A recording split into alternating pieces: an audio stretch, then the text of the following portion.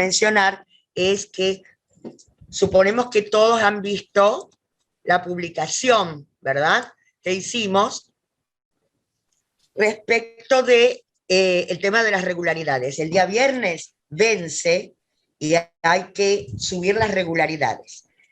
Hay algunos casos puntuales que nos llamaron la atención porque estuvieron cursando todo el año, pero no aparecen en la lista que nos manda la facultad, que es el sistema guaraní, para cargar las regularidades. Así que, en realidad, todo ese tema no nos compete a nosotros, solamente les avisamos para que ustedes vean si hasta el viernes pueden solucionar la situación. También, a ver, hay un reglamento, ¿verdad?, académico, y cada uno tiene que saber ahí lo que compete a los estudiantes. Para inscribirse o para anotarse a cursar regular en cualquier materia, hay que tener las equivalencias previas. De lo contrario, están notados como condicionales y si no cumplen con la condición, la facultad los elimina de la lista. Puede ser que estén en el campus todavía, eso sí, pero no en la lista del guaraní para subir regularidades. Leila. No, sí, bueno, como ya les dije en el mensaje, igualmente traten de tener siempre a mano las correlatividades que las tienen todas las agrupaciones, si no las busco y se las mando después por el WhatsApp. Es fundamental, ya saben, al mes de febrero-marzo, si no la tienen aprobada, los van a dar de baja. ¿Y qué más era? Sí, el campus los van a dejar seguir usando, pasa que cuando termine la cursada, por ejemplo, nosotros volvemos el primer cuatrimestre del año que viene. A nosotros cuando nos habilitan el nuevo campus ya no usamos más ese y bajan toda la información después. Entonces, por eso los van a dejar. El campus sí, es otro tema aparte. Pero nada más. Bueno, y si no hay más, y si no hay dudas, perdón, si hay dudas al respecto, después de las clases, el que tenga alguna consulta o alguna duda, nos quedamos un ratito para ese tema. ¿Sí? ¿Estamos? ¿Sí? Bueno, hola Lara. Bueno, Ley, vamos a empezar cuando quieras. Yo lo que quería saber es si vieron la publicación que hicimos. O sea, todo el mundo está enterado, ¿verdad? ¿Sí o no? Casos puntuales lo vemos después.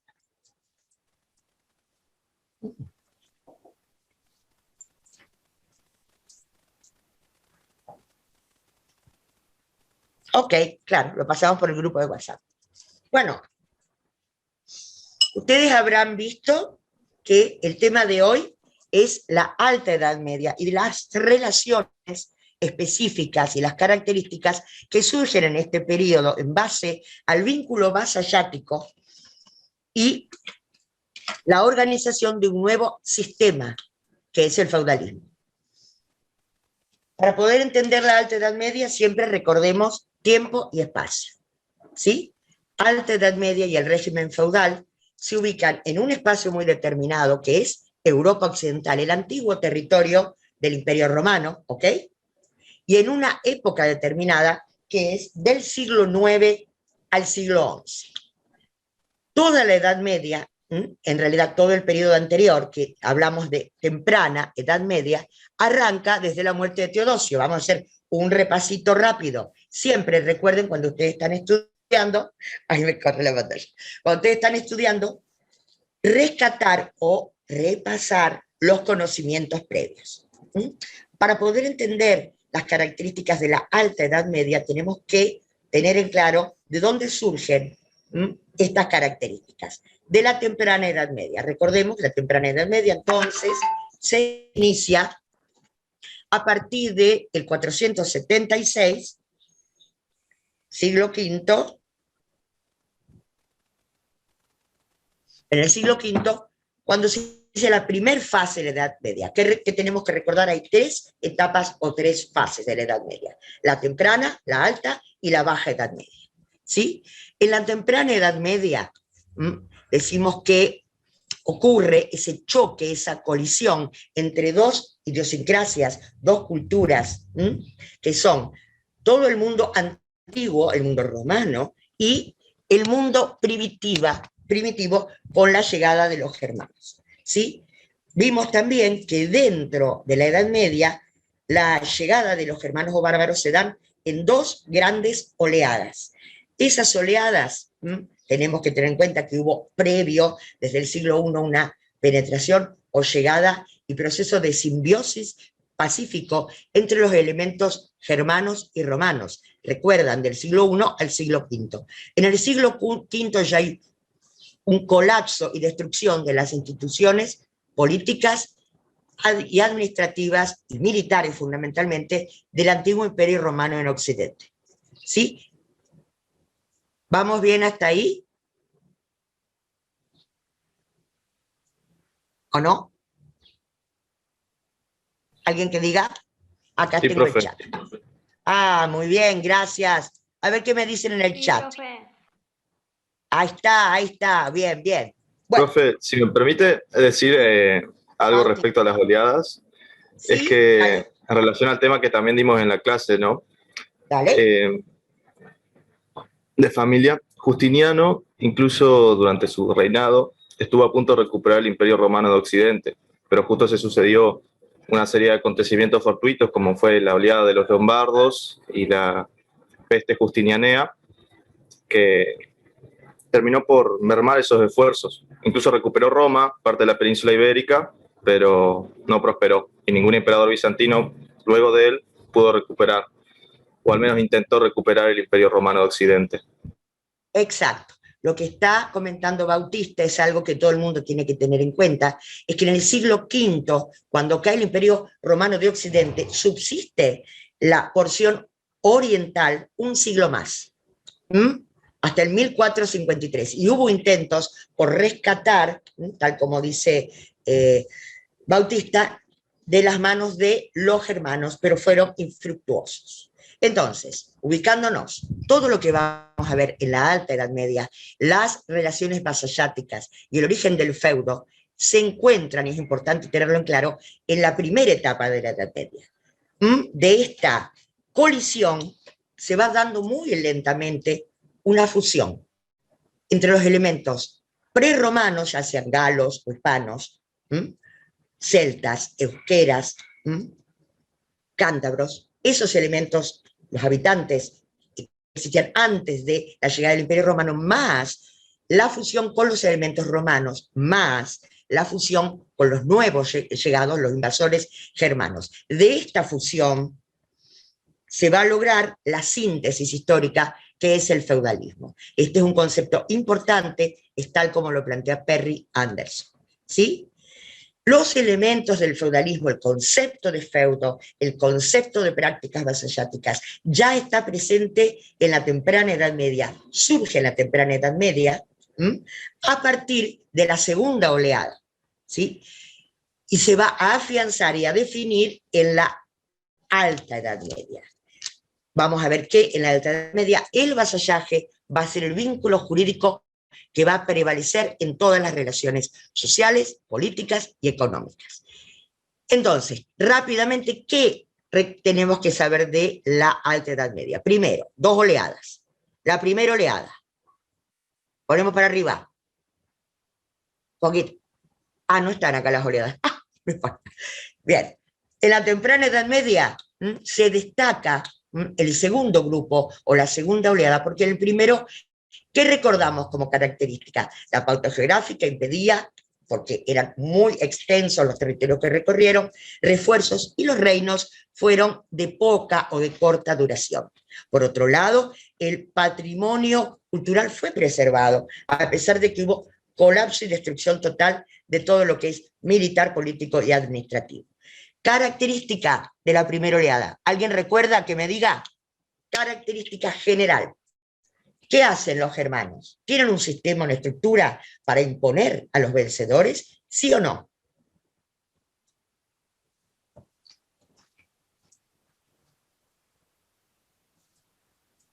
A ver, nadie. ¿Bautista? Bautista siempre le pregunta a él. No, Puede a ser, ver. no sé si estoy en lo correcto, pero que de la primera oleada lo característico, lo que es un factor distintivo de la segunda, es que los centros de los cuales emanaron esas tribus eran muy alejados de sus lugares de destino, ¿no es cierto? Sí, Bautista, lo acabo de decir, esa es la pauta geográfica que lo distingue como característica la primera oleada de la segunda oleada. Y las características de la primera oleada son que no pueden instaurar un sistema propio, un sistema original, por lo cual se apoyan en las instituciones que provenían del derecho romano. Por eso la característica, vacío de poder, ahí me pone Antonella, y sí, pero la característica es la dualidad. ¿Dualidad en qué? En lo jurídico, recordemos, principio de personalidad de las leyes. Cada conflicto tiene que ser evaluado entre quiénes son los contendientes. Si es entre un romano y un burgundio, se aplican simultáneamente a cada uno su propia ley. ¿Sí? Desde el punto de vista lingüístico, resurgen las lenguas locales y los dialectos. Desde el punto de vista administrativo, va a haber una dualidad, instituciones germanas e instituciones romanas. Desde el punto de vista económico, el tema de la propiedad es muy importante porque no existe acá estrictamente un dualismo. Existe lo que se denomina, a ver si lo puedo escribir en el chat, ahí voy. Primera oleada, existe lo que se denomina la hospitalitas. Hospitalitas, difícil escribir acá. La hospitalitas. ¿Alguien recuerda lo que era el sistema de hospitalitas?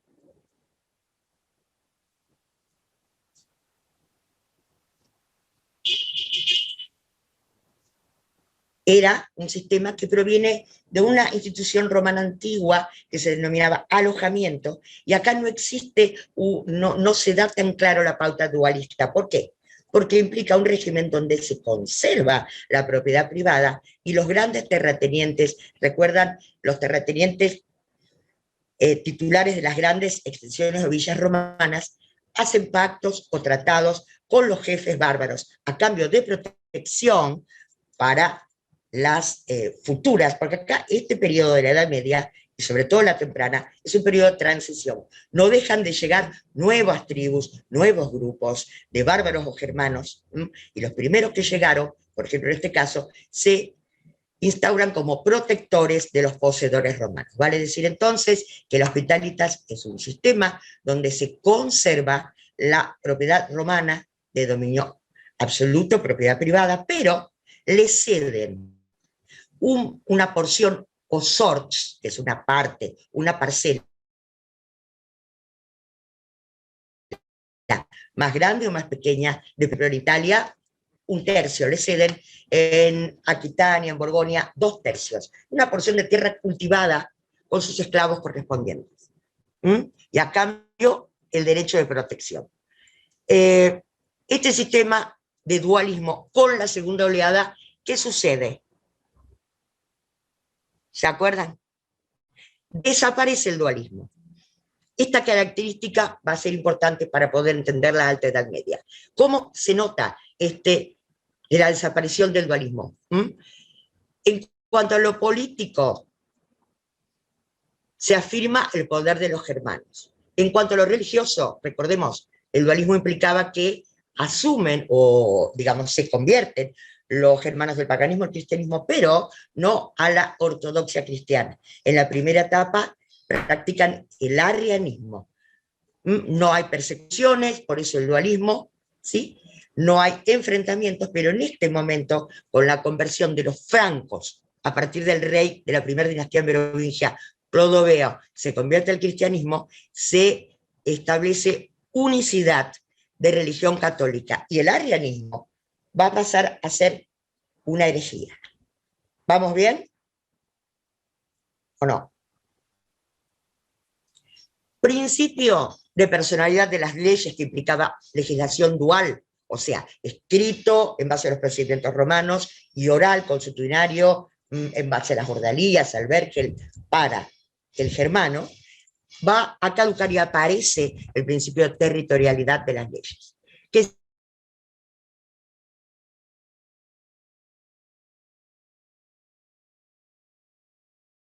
le va a aplicar el derecho del lugar del domicilio. ¿Está claro? Sin tener en cuenta cuál es la personalidad o el origen genético o el origen étnico, mejor dicho, de los grupos. Otra característica, ¿vamos bien hasta Profe, acá? disculpe, a mí lo podría Diga. repetir porque se me cortó toda la llamada. Sí. ¿Quién sos? ¿Juliana o no? Lara, ese Ah, pedacito. Lara. Bueno, Lara, ¿desde dónde te repito, mi querida? Dime. Hace más o menos 2 minutos que se me cortó. Bueno, lo que estamos haciendo para Lara y para todos, quiero saber si están ubicados, es hacer un repaso de lo que vimos la clase pasada, porque es el origen del sistema vasallático y del feudalismo. Entonces, decíamos que en la temprana Edad Media la característica es que llegan en dos oleadas, rasgos muy distintos cada una. La primera oleada, dualismo jurídico, lingüístico, religioso y económico, con el principio de hospitalitas. Segunda oleada, la característica, además de la pauta geográfica que es muy distinta, eso mismo le está permitiendo asentamientos con estructuras más firmes y duraderas. Y el rasgo va a ser el fin del dualismo. ¿Vamos bien, Lara? ¿Escuchás ahora? Sí, sí, sí. Bueno. Fin del dualismo en cuanto al derecho. El derecho se hace territorial y se aplica el principio de territorialidad, no ya el de personalidad. En cuanto a la religión, se instaura el cristianismo como religión oficial y es considerado herejía el arrianismo.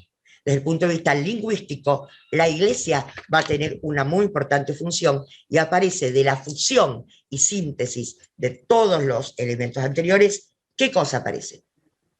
El origen de nuestras lenguas actuales, las lenguas romances.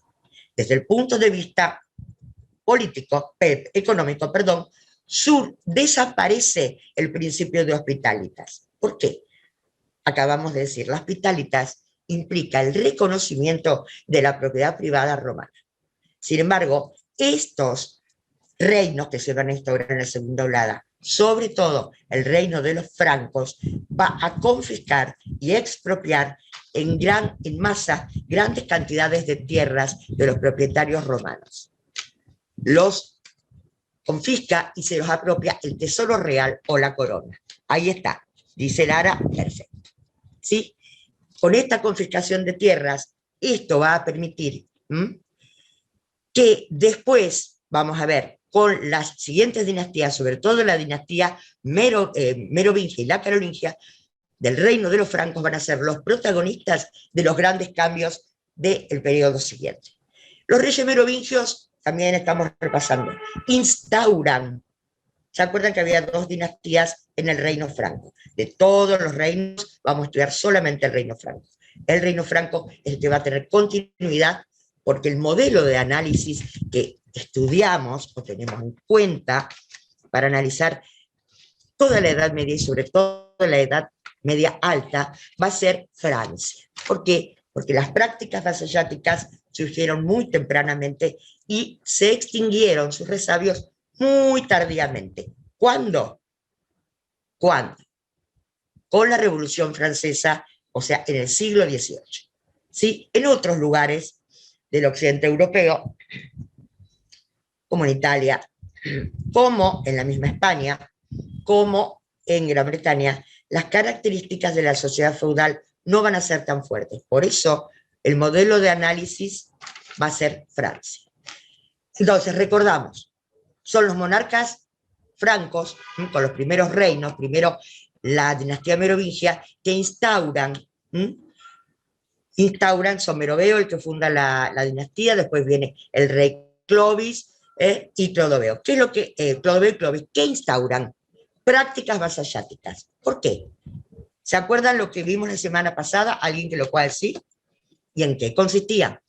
Jurídicamente, ¿qué características tenía? Bueno, está en pantalla, ¿no? Alguien que lo pueda leer. No, prácticas vasalláticas. ¿Qué quiere decir eso? A los francos leales o súbditos leales en compensación o en retribución de servicios prestados o de campañas militares o batallas ganadas. Los reyes merovingios le van a entregar tierras. Esas tierras, que acabamos de decir, surgen de la confiscación en masa de las propiedades romanas. Pero esas tierras se entregan como, jurídicamente, como una relación de derecho privado entre los soberanos o los monarcas y los vasallos leales, que con esto van a poder escalar o ascender posiciones dentro de su séquito y de su círculo íntimo. Se dice prácticas vasalláticas no formalizadas. ¿Por qué? Porque por un lado está el homenaje de cada uno de los beneficiados hacia el señor rey. Y por otro lado está la entrega de tierras, por cuestiones o por actividades que ya hubieron realizado. Por otro lado, este tipo de prácticas no formalizadas son privadas porque no son a cambio de servicios al Estado. Y se consideran como guerreros domésticos, dice Marbloch y dice también Perry Anderson. ¿Qué son los guerreros domésticos? ¿Alguien se acuerda? ¿Son los mismos vasallos de la Alta Edad Media? Pregunto.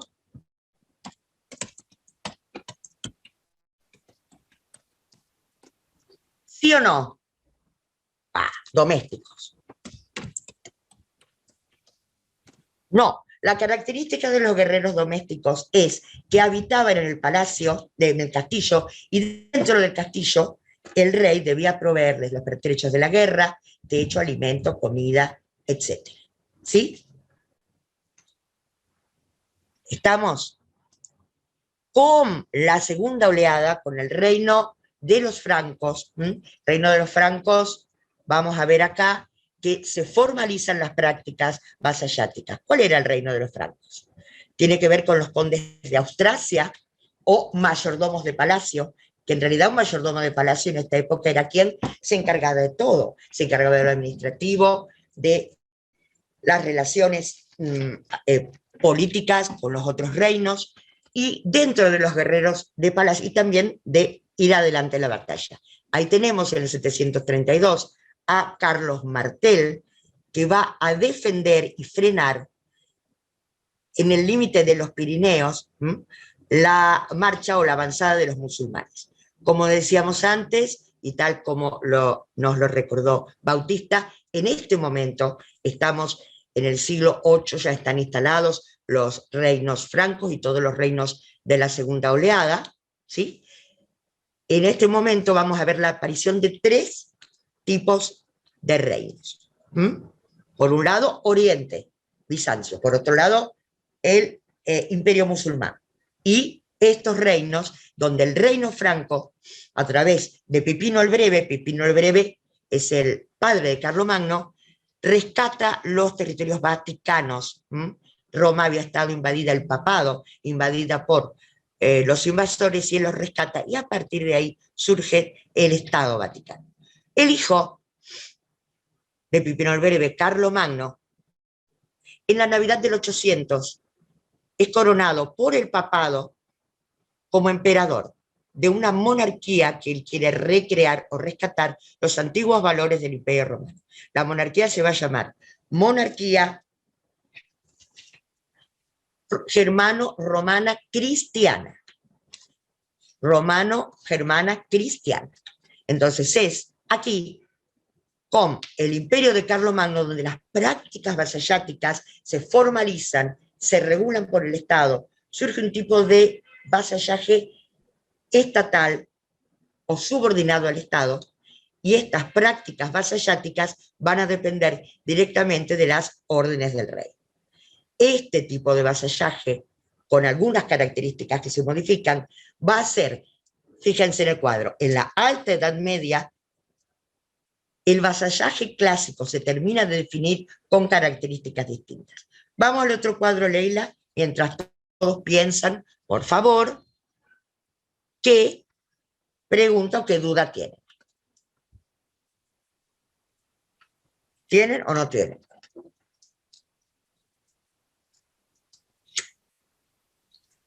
No tienen.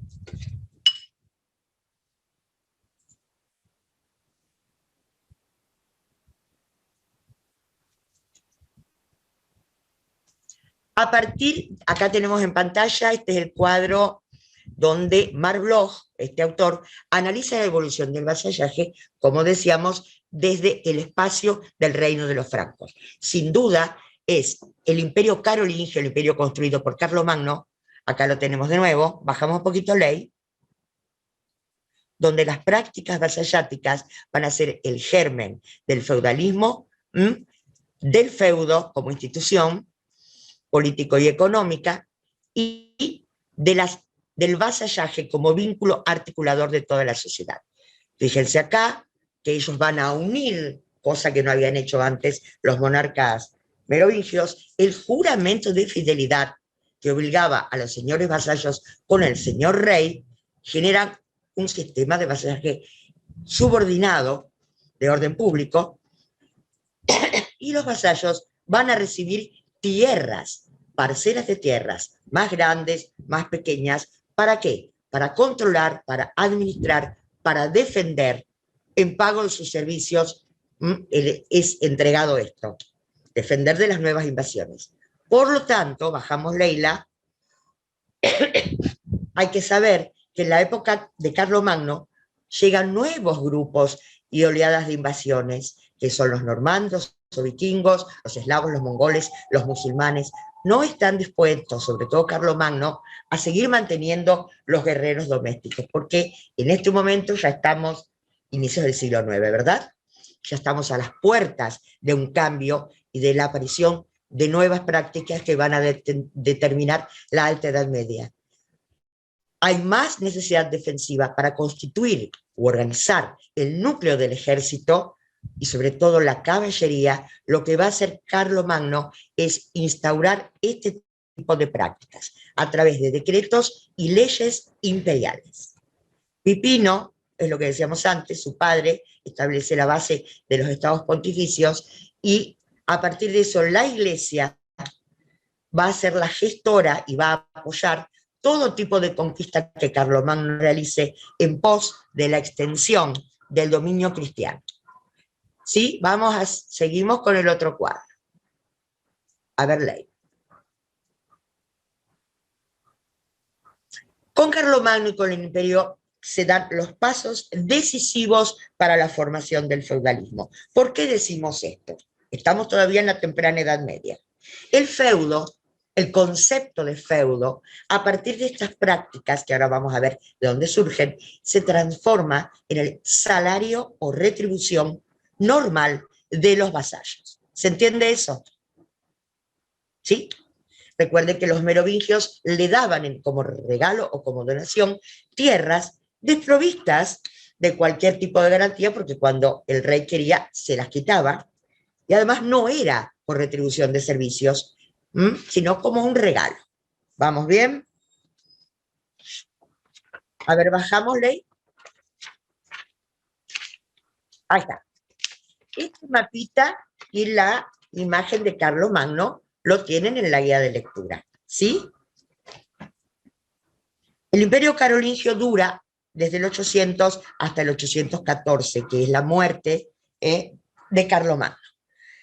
Lo que hay que saber acá es que fue el primer intento de unidad o de recrear la unidad política, jurídica, económica, administrativa y religiosa del antiguo imperio romano.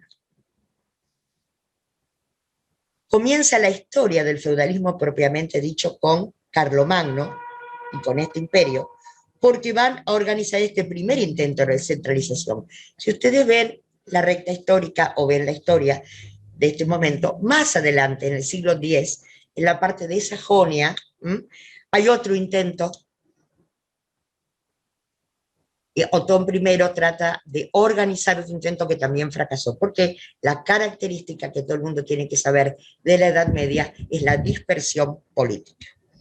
Pero veamos rápidamente el imperio carlomagno. A ver, esto ya vimos algo más grande, ¿no, verdad? No.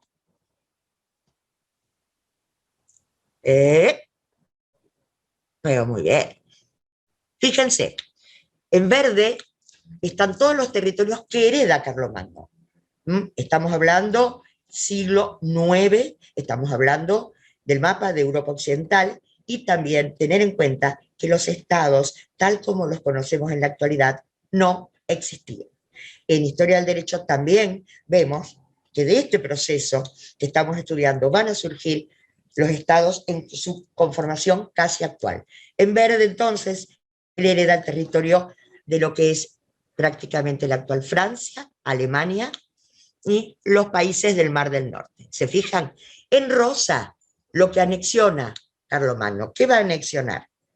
Con el apoyo siempre del papado. Va a anexionar la Lombardía, el norte de Italia, con lo cual ya nos damos cuenta que va a sojuzgar a el pueblo normando, que había llegado en otra de las oleadas. ¿Y qué más? Vence a los sajones, acá están, fíjense los sajones, a los frisios y a lo que hoy es Cataluña, acá, donde está la marca hispánica. En blanco tenemos el reino del Islam, por otro lado el otro reino, o el otro imperio, el imperio bizantino, hacia oriente, y todo lo que está en ese color, no sé qué color es, lila o celeste, o gris. No Lila, sé, más o menos. un lila, lila, bueno, son las zonas conflictivas, las zonas donde hay que defender. Fíjense que están las líneas de resistencia, ¿sí? Son en general todos estos, tanto Frisia como los sajones, tierras paganas. En la expansión no solamente es militar, político y administrativa, sino que también es religiosa, con un objetivo de evangelización, y también es cultural. En el imperio de Carlomagno se recrea el derecho escrito que se había perdido o olvidado, porque los nuevos pueblos que llegan ignoran el latín, imagínense. Es más, ignoran el latín culto, cada uno habla su lengua. Él lo recrea, ¿sí? Y la escrituralidad en tratados, documentos o contratos. Siguiendo con esto, tenemos que establece, y mirando el mapa, una red centralizada, una red administrativa y militar en esas líneas de defensa o línea de resistencia. Se llaman las marcas defensivas. Y hubo la marca hispánica, está la zona de Pirineos, la zona conflictiva, porque siempre, acá es donde Pipino en breve, el papá de Carlomagno, frenó en la batalla de Poitiers el avance de los musulmanes, ¿sí? La marca panónica, fíjense que ahí está también conteniendo el avance de nuevos pueblos o de nuevas tribus, como los eslavos, que vienen de Asia. La marca danesa y la marca soraba. ¿Cómo hace Carlomagno? Y esto es lo importante para tener en cuenta en los orígenes del feudalismo. ¿Cómo hace? Con estos guerreros que establecen una relación de fidelidad al monarca, establece una red centralizada y administrativa a través de condados, de otros que se llaman missi dominici y de vasi dominici o vasallos. Voy a escribir. ¿Tienen idea de lo que estoy hablando? ¿Alguien leyó la guía de lectura? Vamos a ver. ¿O no? Pregunto.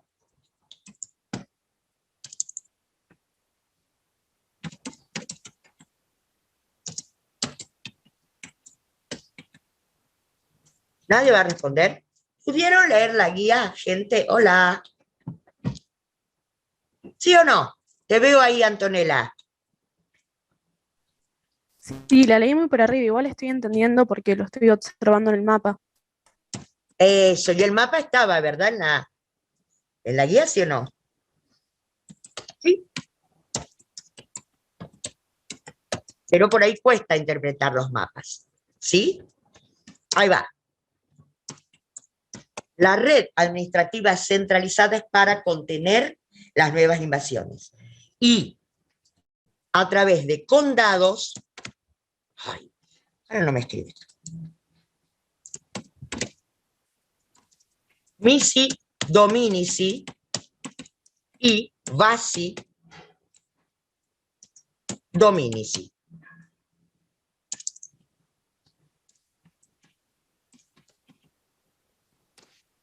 Ahí está.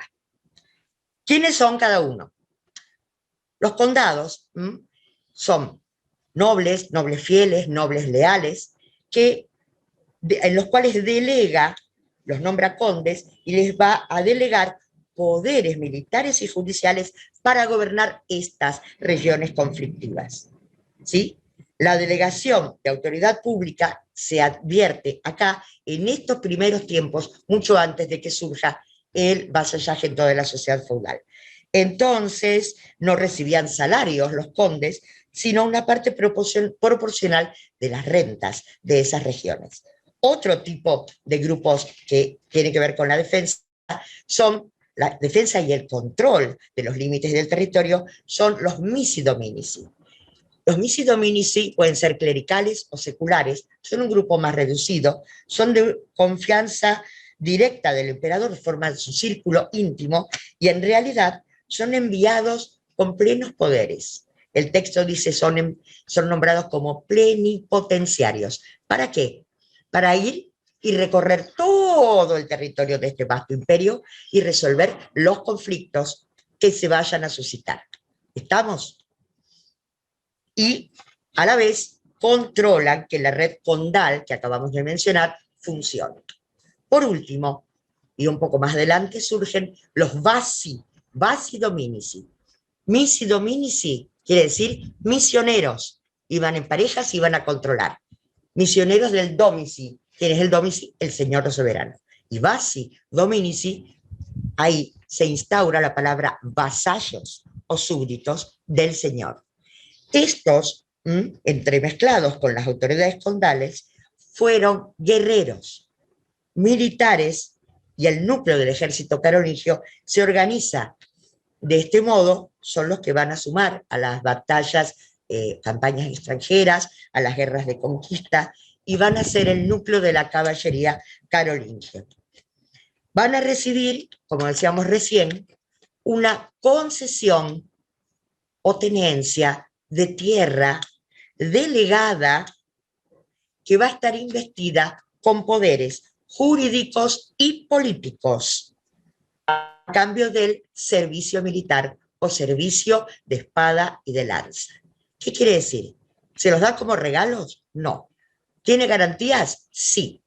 Es una relación de derecho público que se va a empezar a formalizar a través de un contrato que primero es escrito con Carlomagno y luego se va a hacer oral, y les garantiza que mientras cumplan con sus funciones, que es el servicio de armas, van a poder detentar y ejercer cada uno en su territorio o feudo poderes públicos, como organizar hueste o ejército, como administrar justicia, como gobernar, como controlar, como acuñar moneda y como ser juez en sus territorios, cada uno dentro del feudo. ¿Se está entendiendo esto? ¿Sí o no? ¿Sí o no?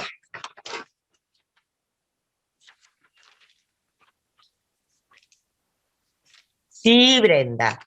Y Enrique no lo alcancé a leer lo que dijo, pero supongo que sí. Dijo que sí, se entiende. Perfecto. ¿No hay alguna preguntita? ¿Nada? Entonces, para tener en claro, y acabamos, las causas del origen o surgimiento del vasallaje en servicio del Estado son una mayor necesidad defensiva. Acuérdense que llegan permanentemente nuevas oleadas de invasiones. Constituir el núcleo del ejército y sobre todo la caballería. Sostener la unidad del imperio carolingio. Estamos todavía con el imperio que está tratando de sostener Carlomagno. Estado permanente de guerra y una gran crisis económica que no permite pagar ejércitos mercenarios ni permite mantener a aquellos guerreros domésticos como los merovingios. ¿Sí? Estas prácticas se organizan y formalizan mediante leyes imperiales y, como decimos, el feudo empieza a hablarse y generalizarse el vocablo feudo como salario normal del vasallo. Para decir que muy lentamente, a lo largo de todo este periodo, se van a empezar a fusionar, por un lado, el vasallaje y por otro lado, el beneficio. Vasallaje y beneficio. Lo anoto.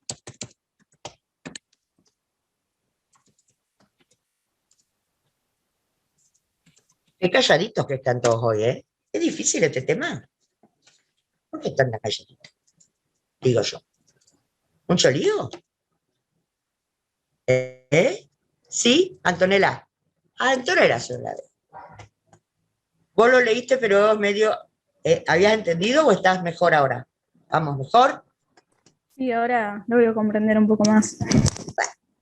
Vasallaje y beneficio son características de lo que va a definir a la Alta Edad Media en el sistema vasallático del sistema feudal, pero ya los elementos de la Alta Edad Media van a estar presentes y surgen en la temprana Edad Media en el imperio de Carlomagno. Entonces, ¿qué es el vasallaje? Es el homenaje que se hacía de una manera ritual, de una relación personal que ataba o unía al súbdito o vasallo con el señor rey, mediante un juramento de fidelidad que obliga al vasallo con el rey para las tareas que el rey le encomienda. ¿Qué dijimos? Servicio de armas. Recalco esto porque después vienen los exámenes en un lío y se los mezclan a todo esto y vasallos y siervos son lo mismo y no son lo mismo. El beneficio, ¿qué es? Es una sucesión o una relación, podemos decir, de derecho real, porque tiene que ver con la tenencia o la entrega en tenencia de este determinado territorio, condicionado al servicio de armas. Profe, Para gobernar, controlar, etc. ¿Sí? disculpe, Sí, dime. ¿podría repetir, por favor, vasallaje y beneficio? Que Y se me cortó vamos. justo la conexión. Bueno, ¿vos qué tal, Bauti? Segura estoy que vos leíste esto. ¿Cómo te fue con la lectura? Sí, más o menos. Leí nomás la guía del Imperio Carolingio, Bueno, bien. pero sí, es Pero mucho más. ¿se va viendo bien? Claro, sí. Bueno, estamos diciendo que estos dos conceptos que ahí anoté en el chat, homenaje, ya anoté, homenaje, ¿no? Homenaje, que tiene que ver con el vasallaje, y beneficio, que tiene que ver con el feudo, se gestan o se acuñan en los últimos años de la temprana Edad Media con Carlomagno y su imperio. ¿Qué es el vasallaje? Es algo que obliga a Carlomagno a sus súbditos a juramentar o jurarle fidelidad. Fidelidad para el cumplimiento de las obligaciones que se le encomiendan, que son el servicio de armas. Y eso constituye una relación o sujeción personal, porque ata al vasallo con el señor rey. ¿Vamos bien? Esto ya existía desde la época merovingia. La diferencia es que no lo relacionaban con el beneficio. ¿Qué es el beneficio? Es la entrega de tierras o feudo, como dijimos recién, que ahí está la definición, entrega de tierras condicionada para administrar, gobernar con poderes políticos, es condicionada al servicio de armas. Si no, puede volver al señor que entregó, si no cumple el servicio. En cambio, con los monarcas merovingios podía volver en cualquier momento que los reyes quisieran, porque no eran a cambio de servicios. ¿Ok? Eso. Y cuando hablamos de beneficio o feudo, alude a una relación material. Por lo tanto, la sujeción jurídica es de derecho real. En cambio, la otra es de derecho personal. Cabe destacar una cosa, que si bien en la generalidad de los casos la entrega del beneficio constituía tierras, o sea, un inmueble, en muchos otros, y sobre todo a fines de la etapa de la Edad Media, empiezan a otorgarse poderes, bastón de mando. ¿A qué me estoy refiriendo con esto? A ver, ¿ustedes se acuerdan del ejemplo de Colón? Sí, de esto saben todos, ¿no? Conquista de América. Colón, cuando los reyes católicos lo autorizan a hacer el viaje y sobre todo financian el viaje, no sabían que iba a descubrir un nuevo continente y no sabían si iba a descubrir algo y no sabían si iba a volver. Pero ¿qué hacen en el Tratado de Santa Fe en 1492, antes de que se embarque en el puerto de Palos? ¿Qué hacen? Le otorgan un bastón de mando, lo mismo que le van a entregar los sucesivos monarcas a los conquistadores y a los adelantados. ¿Qué significa ese bastón de mando? Que sea lo que sea que descubriese, él iba a ser nombrado capitán del mar océano, gobernador de las nuevas tierras, juez supremo, administrar y evangelizar, acuñar moneda, organizar huestes, erigir una fortaleza. ¿Se entiende lo que estoy diciendo? ¿Van conectando, chicos y chicas? Estamos. O sea, ahí era incierto. No le pueden dar un feudo porque no sabían qué iba a conquistar o qué iba a descubrir. Volviendo, Bautista, ¿estamos? Sí, gracias, profe. Siguiente cuadro. Ahí está. Para que quede claro, este está en el anexo. Este bello cuadrito, página 333. Rápidamente repasamos la temprana Edad Media. Acá está el principio de personalidad, donde coexisten las dos normas, y esto que dice A correspondería a la primera oleada. Primera oleada. ¿Qué hacen los de la primera oleada? Recordemos, dualidad jurídica. Por lo tanto, toman las leyes romanas y las van a traducir o la pasan a lengua bárbara. ¿Para qué? Para tener un sistema de regulación. Y de acá surgen los ejemplos de los primeros reinos bárbaros, los de la primera oleada. Recordemos, los ostrogodos. En Italia surge el edicto de Teodorico. Es un avance que sean por escrito, ¿no? Los visigodos, que estaban en Francia y España, el breviario de Alarico, en los burgundios, la Lex Romana Burgundiorum, fíjense la fusión o el dualismo. En el punto B ya estamos con la segunda oleada. La segunda oleada, que dijimos, desapareció el principio de dualismo jurídico y aparece el de territorialidad. Por lo tanto, se elabora una legislación específicamente bárbara, con algunos elementos que han sido asimilados de la fusión romana. Y los casos son los francos, la lex sálica, los burgundios, la ley de Gundebaldo, los visigodos, y esto ustedes lo deben recordar, el Código Tolosa, de Eurico, de Recesvinto, Chindasvinto, etcétera. Con el retorno al principio de territorialidad de la ley, digo que lo habrán leído en algún momento, porque muchas de estas codificaciones, el fuero juzgo, más adelante, van a ser base de las leyes de Indias, y todo el mundo lo habrá estudiado en Derecho Constitucional Argentino. ¿O me estoy equivocando? ¿Lo estudiaron eso? A ver. ¿No? Bueno, lo van a estudiar ahora. Entonces, ahí está. Después, en la monarquía carolingia, bajamos ley un poquito. ¿Bajamos? No hay corta porque después viene el próximo, que es del alta. Ah, bueno.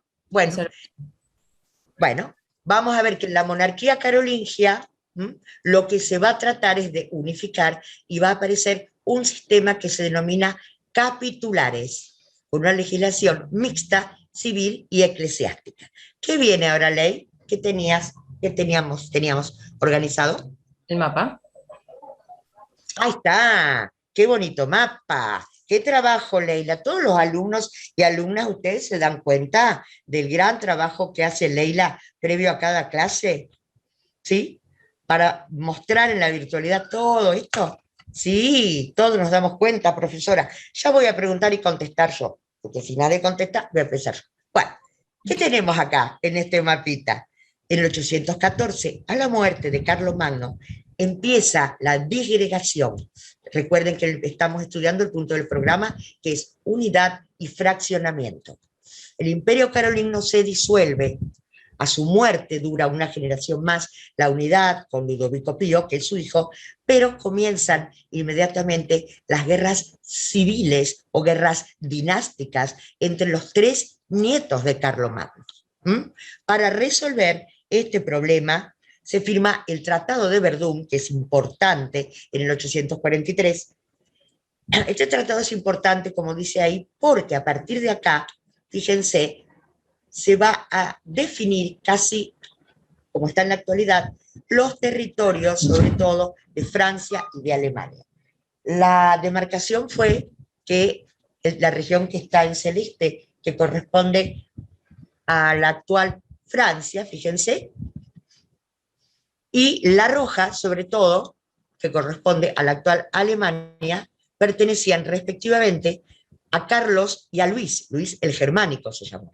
Y el sector del medio, que está marrón, yo no sé, no lo veo muy marrón, pero bueno, marrón, supongamos, esa región del centro es la parte de Italia, fíjense, y de todos los valles del Rin y del Ródano, hacia las costas del Mar del Norte.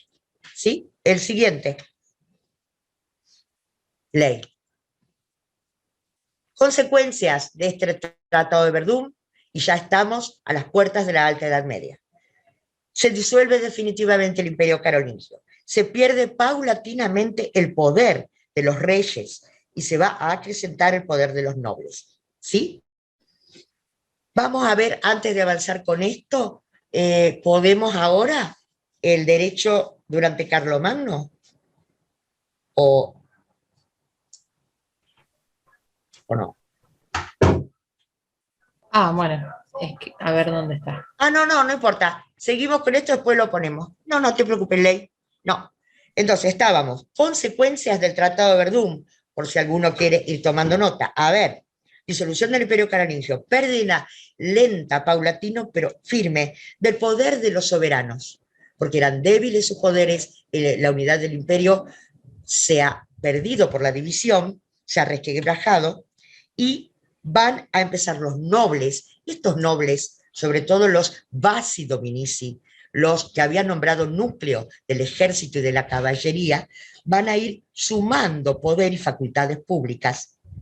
Cuando estaba el monarca, cuando había unidad del imperio, era una delegación que estaba autorizado por los monarcas, autorizado por Carlomagno. ¿Qué cosa? Esos poderes, poderes como administrar justicia, como decimos, organizar la hueste, ¿sí?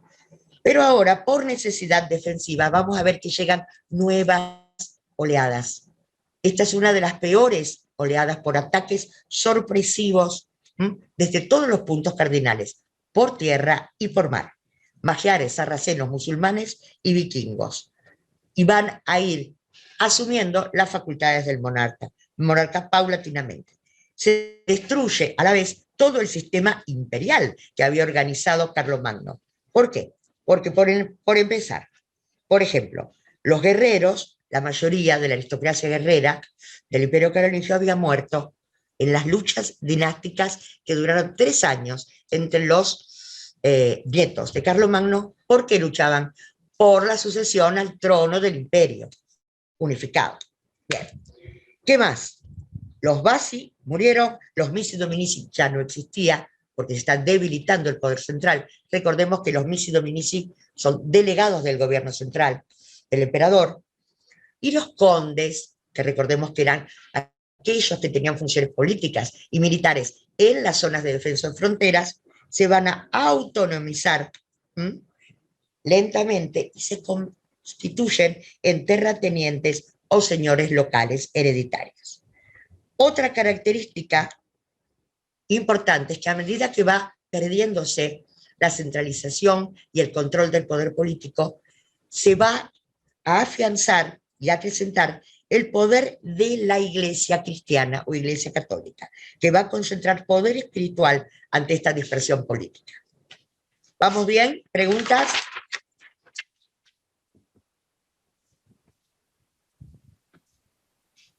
¿No hay preguntas? ¿No hay? Entonces,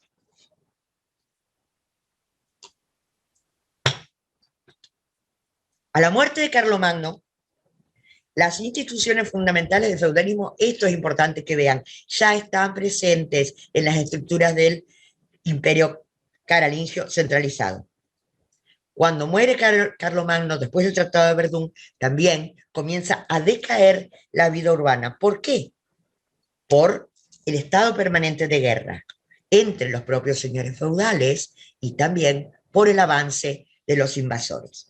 Es aquí donde los cimientos del feudalismo se van a afianzar en los 2 siglos siguientes, pero ya empieza a verse todo el ámbito rural. Dijimos que decae la vida urbana, la gente se repliega o se retrae en las ciudades. Y vamos a ver que se necesita gran protección, y para armar la defensa, todo el espacio rural de Francia y de toda Europa Occidental se empieza a llenar ¿de qué? De fortalezas, de fortificaciones, que no son otra cosa que los castillos feudales. ¿Qué son los castillos feudales? Siempre en un lugar elevado, no tienen una autorización imperial, lo hacen para salir, poner la cara y poner el pecho y resistir los ataques bárbaros, y a la vez para afianzar su poder. ¿Quiénes los erigen? Los señores rurales, estos señores terratenientes, que van a autonomizarse como grandes señores territoriales. Tenemos que tener en cuenta que esto como un dato importante, entre las obligaciones de señores y vasallos le correspondía al señor acudir con huestes o con ejércitos o con soldados en auxilio del vasallo si estaba siendo atacado. En todo este panorama de guerras, de caos y de nuevas invasiones y de crisis económica, resultó imposible, y esta fue la causa de que muchos señores feudales se autonomicen. Entonces, ante la desaparición del poder central en Francia, lo único que va a subsistir, como dijimos, es el poder espiritual de la Iglesia, que vamos a ver más adelante, que tuvo la capacidad para poder organizar 8 cruzadas, para convocar con su poder espiritual a los más importantes señores y reyes feudales, ¿sí? Cuando el Santo Sepulcro es invadido entre el siglo XI y el XIII, hay 8 cruzadas, y otro elemento que no se va a perder y que va a pasar a la nueva etapa es el vínculo de vasallaje o sistema de vasallaje, que es el que tenemos en este cuadro. A ver, lo ponemos para arriba, Ley. El sistema de vasallaje lo que va a establecer es una muy rígida y muy marcada jerarquización de la sociedad. Ese vasallaje carolingio, el vasallaje del Imperio Carolingio, va a ser la base y se va a transformar, porque ahora, al no haber Estado, la relación vuelve a ser de derecho privado. Y la relación entre el señor y el vasallo va a ser una relación de hombre a hombre, y no de hombre o vasallo con el Estado. ¿Por qué? Porque el Estado dejó de existir. ¿Se entiende esto? Este vínculo de vasallaje en la Alta Edad Media se va a transformar en el vínculo más importante y el único vínculo jurídico de la sociedad feudal, porque se va a convertir en el organizador o en el articulador de todas las relaciones jurídicos, políticas, económicas y sociales, sin duda, de la sociedad feudal. Y se inicia de este modo la Alta Edad Media, generalizándose a toda la sociedad. ¿Vamos bien?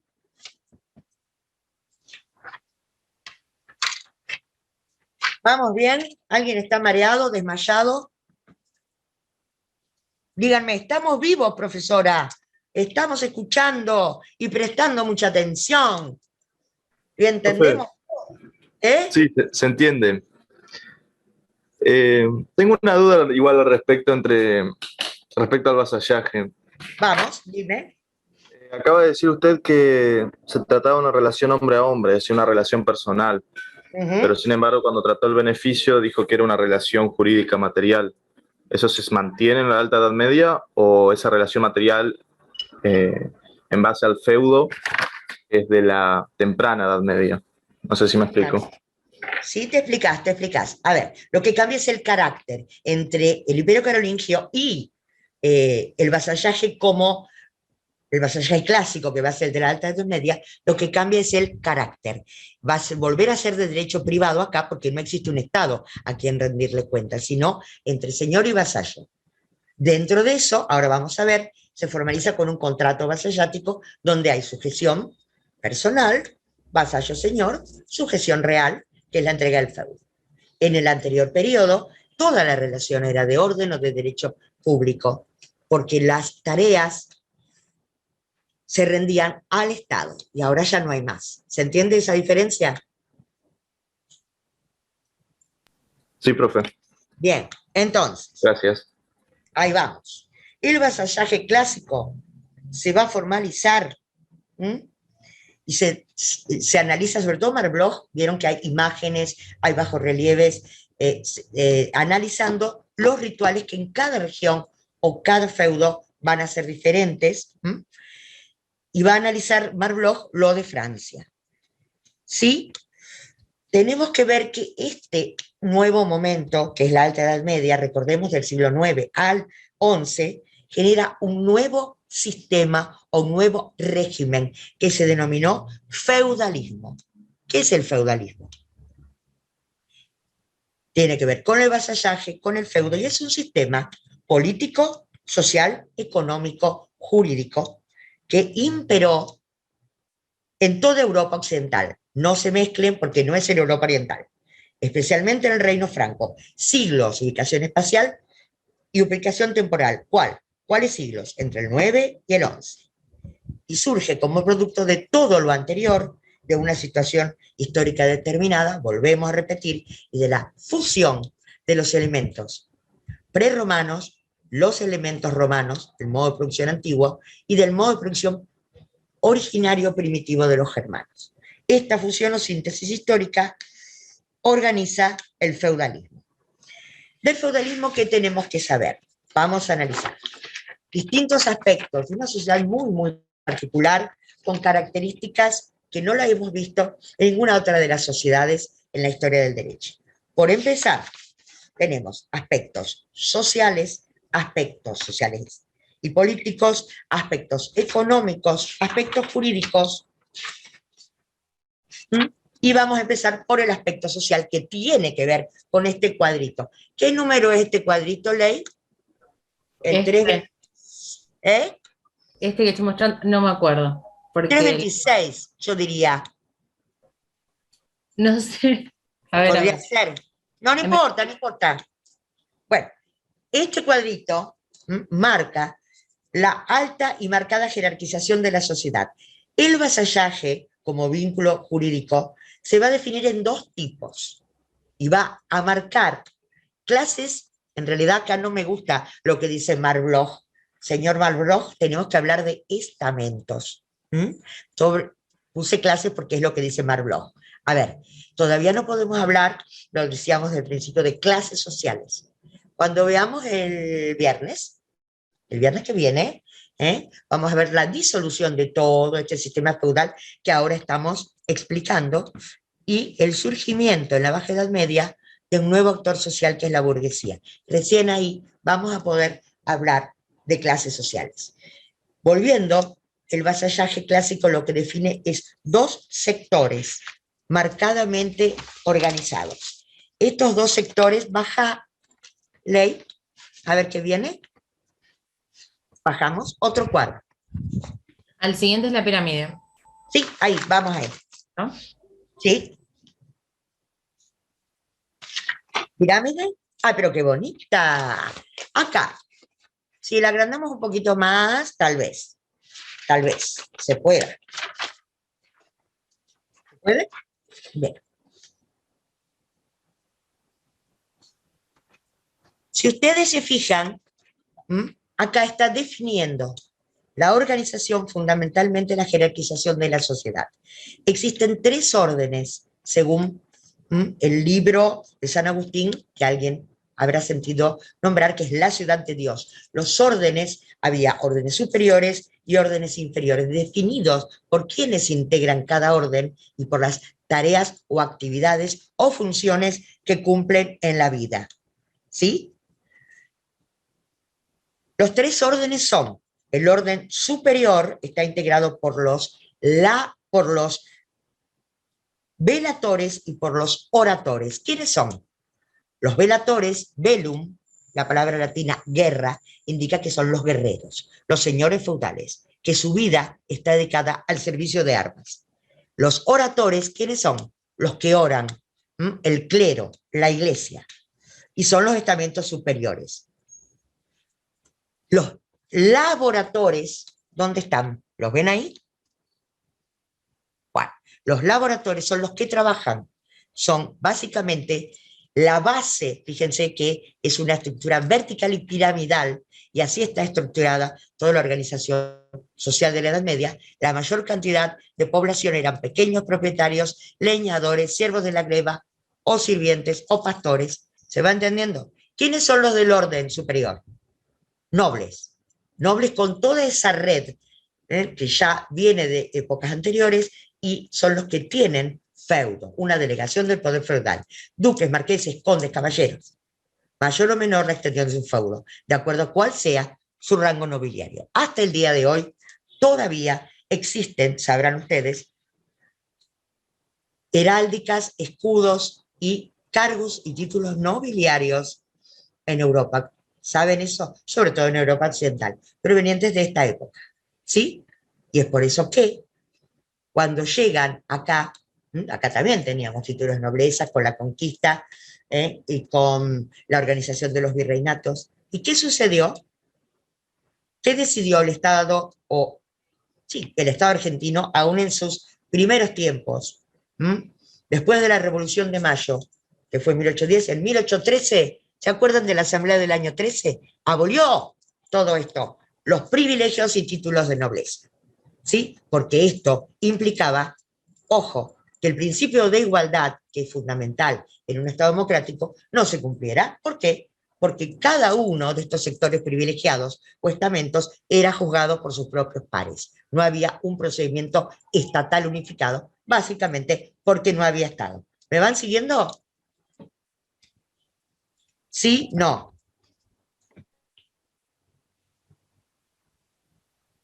Sí, sí, Enrique Labanca, muy bien.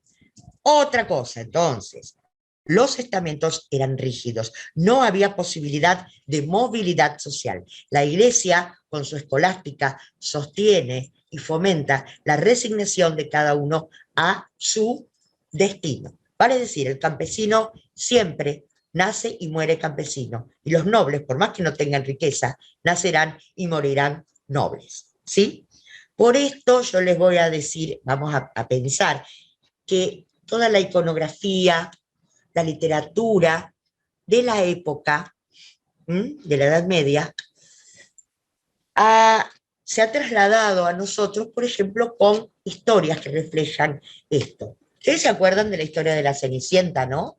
¿Todos conocen la Cenicienta? ¿Sí o no? Hay películas de Disney. Antes que existiera Disney había historias. Data de muy antiguo. ¿Y quién era Cenicienta? ¿Era una princesa? No. Parece que tuvo un origen noble, pero oscuro, de un rango menor. Su padre muere y era una sirvienta. ¿Que se casa con quién? Porque perdió el zapatito y el príncipe se enamoró y se casa con el príncipe. ¿Era pensable esto en este momento? De ninguna manera. De ahí la importancia y la novedad del impacto que causó esta historia. ¿Se entiende lo que digo? Volviendo, acá tenemos dos tipos de vasallaje. El sistema de vasallaje entre los estamentos inferiores, o sea, es una relación desigual entre un estamento superior y un inferior. Los campesinos o laboradores están sujetos a una relación de vasallaje denominada servidumbre o señorío.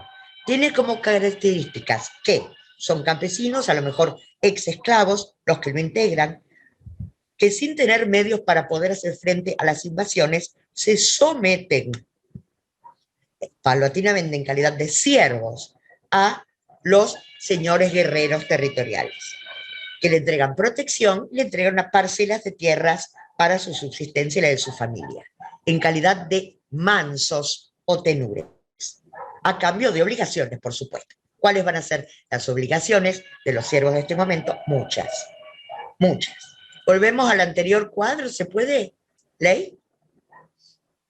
Prestar obligaciones personales, pagar con renta en especie, lo que se llaman censos, tallas, banalités, y son obligaciones de carácter hereditario de derecho. No tienen que renovar un pacto ni un tratado que habían hecho ancestralmente sus antecesores con los señores feudales. No tienen libertad de cambiar de señor feudal ni de trasladarse de lugar. y son definitivamente obligaciones de naturaleza inferior. ¿Cuál? El trabajo agrícola. Porque la vida en la Edad Media, o el modo de producción en la Edad Media, está basado en el producto y obtención de rentas de la tierra. ¿Sí? La tierra que ellos trabajan y en donde viven y vivieron sus ancestros no les pertenece. Por lo cual, de ningún modo podían venderla, negociarla, permutarla, darla en garantía y menos dejar en sucesión. ¿Vamos bien? ¿Sí? Sí. Dentro de la sociedad o del aspecto social existe el otro tipo de vínculo vasallático que se llama vasallaje propiamente dicho, que vincula a clases superiores. ¿Sí? Sus características son de por vida, renovable de padres a hijos, servicio de espada y de lanza, por el honor de la guerra y honor de la caballería. ¿Qué significa?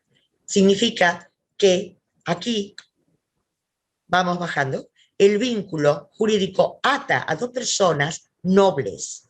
Por ejemplo, a un príncipe con un duque, con un conde, a un conde con un varón, porque es una organización vertical y piramidal. El vasallaje, este vasallaje propiamente dicho, Agostina Farías, Sí. ¿vos me estás diciendo algo, me estás haciendo alguna pregunta, querida? Y yo No, estoy hablando con una compañera. Disculpe. Ah, bueno. ¿Y compañera de este curso es o no? No, una compañera que vive conmigo y está estudiando kinesiología. Bueno, perdón, perdón, no hay problema. Yo era por si tenías alguna duda y yo no te escuchaba. ¿Todo bien? ¿Va bien, Agostina? Entonces, el vasallaje propiamente dicho se formaliza a través de un contrato, el contrato vasallático o contrato feudal. Ojo acá, en este momento que estamos en la Alta Edad Media, se ha perdido la escrituralidad. ¿Por qué? Porque la mayoría de los señores feudales, incluidos reyes y príncipes, son analfabetos. El derecho romano que estaba por escrito está escrito en un latín culto y solamente se conserva y se cultiva en las abadías y en las iglesias. ¿Por qué quiero decir que son analfabetos? Porque no necesitaban, no había escuelas, no había universidades. Todo es el imperio de la costumbre y del derecho oral. Entonces, este contrato es ceremonial, ritual, no escrito. El contrato vasallático, bajamos, termina ahí. Ahí está. Y acá también estamos viendo lo que decía Bautista. El contrato vasallático habla de obligaciones de naturaleza superior, el servicio de la guerra, ¿sí? O la vida contemplativa, si estamos hablando de los miembros también del estamento superior, que son los miembros del clero. El contrato vasallático tiene cuatro fases. La primera es el homenaje. La segunda es la fe. La tercera es el beneficio o investidura. Y la última es el ósculum. ¿Esto lo tenemos por escrito en alguna parte? Si no, dejamos acá. Me parece que está en eso. Sí, está, ahora vamos a ver. Pero ahora va a ver. O no, bueno, no importa. Son cuatro fases. La fe se incorpora a posteriori, ¿sí? La primera fase es el homenaje. ¿Qué significa el homenaje? El homenaje significa la atadura o el ligamento de ese vínculo de persona a persona. Ese vínculo que se hace mediante una palabra solemnes, se arrodilla, en algunos casos, una genuflexión, el señor que quiere servir y que quiere proteger, porque es una relación particular que tiene que ver con la sumisión o fidelidad, pero a la vez con la protección. Y el ritual es que la persona que quiere servir, que es un guerrero, un varón, un duque, un conde, quiere servir al señor superior, junta las manos y pronuncia determinadas palabras solemnes. De pie, el señor superior, también noble, que puede ser un rey. Recordemos, en este periodo existían las monarquías, vale decir, el título de monarca siguió existiendo, pero no tienen un poder efectivo más allá de su feudo o de su territorio. Es un título, digamos así, casi honorífico, y el primero entre los nobles, vendríamos a decir, ¿sí? Como es el caso del rey Arturo, por decir un ejemplo conocido. Entonces, el homenaje es lo que ata la relación de estos dos hombres, relación de hombre a hombre, o relación de bocas y manos. El señor que está de pie, señor superior, cubre. Estas son las fases del ritual. Si no se realizan de este modo y en este orden, no tiene eficacia el contrato. Cubre Profe, las manos. Sí, me- perdón que no me contengo, ¿no? Pero si me permite diga. hacer una acotación, este se puede ver, por ejemplo, en el Cid también, en el cantar, Sí, muy pero pasa lo bien. contrario, que A ver, un noble inferior se posiciona para que el rey, en ese caso, le rinda homenaje a él. Y eso termina desencadenando, digamos, la leyenda o el y la cantar. historia, exactamente. Todo el mundo, yo hago estas referencias a historias como Romeo y Julieta, como el Cid que acaba de introducir Bautista, porque todos conocen esto. Es más, el Cid lo tienen que haber estudiado, si yo no me equivoco, en quinto año del secundario, ¿no? Ahí piensa, Agostina, sí, sabe la profesora del secundario también, ¿eh? Sí, señor. Martín Fierro también estudian, pero vamos a dejarlo tranquilo. Al Martín Fierro y nos quedamos con el Cid. ¿Sí o no? Sí. Bueno, ¿sí o no? Va. Entonces, seguimos con el ritual. Se arrodilla. ¿M? Sí, creo que se dan la secundaria. ¿Qué se da qué? ¿Qué se da, Bautista?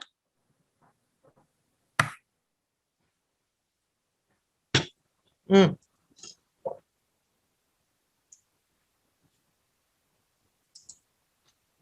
Y yo para hacer alusivo a la clase me puse mangas medievales, miren todos, para que sea, digamos, también ilustrativo.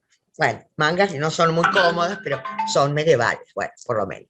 Entonces, seguimos. Seguimos.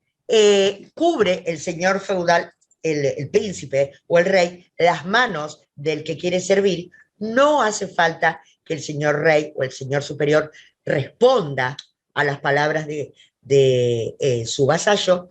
Y la segunda fase que vamos a ver, tiene que ver con la fe, que es el juramento de lealtad o de fidelidad del vasallo al señor superior. A ver qué me ponen. El Cid, Bautista Culeri. Muy bien. Acá lo veo recién. Ahí estamos. La segunda fase tiene que ver con el juramento de fe. En los primeros tiempos, cuando los germanos todavía eran paganos, se hacía sobre las espadas. Al convertirse al cristianismo, se comienza a hacer el juramento de fidelidad sobre los santos evangelios, con la mano apoyada o la mano levantada, depende de las regiones, el ritual, y sobre las reliquias también. En este momento, las reliquias de la cristiandad, por ejemplo, algún trozo del madero de la cruz donde fue muerto Jesús o de los santos, de los mártires, son considerados reliquias. Entonces, eso al homenaje siempre va unido a la fe. Muchos actos, muchos contratos durante el periodo de la Alta Edad Media tenían fe, el juramento de fe o de fidelidad. ¿Sí? No todos eran la realización de un contrato vasallático, pero siempre en un contrato vasallático debía estar presente la fe. Tercera fase del contrato vasallático, el beneficio también denominado, en este momento se empieza a denominar investidura, investidura, y consiste en esa sucesión real, porque es la entrega real o material, o simbólica de tierras. Cuando se hace una entrega real, obviamente que ahí en ese acto no le pueden arrancar un pedazo al inmueble o al feudo. Entonces, ¿qué hacen? ¿Cómo hacían los antiguos romanos? Chau, Juliana, nos vemos la próxima. ¿Se acuerdan qué pasaba con el ritual romano cuando se trataba de cesión o traspaso, transferencia de un inmueble? ¿Qué pasaba?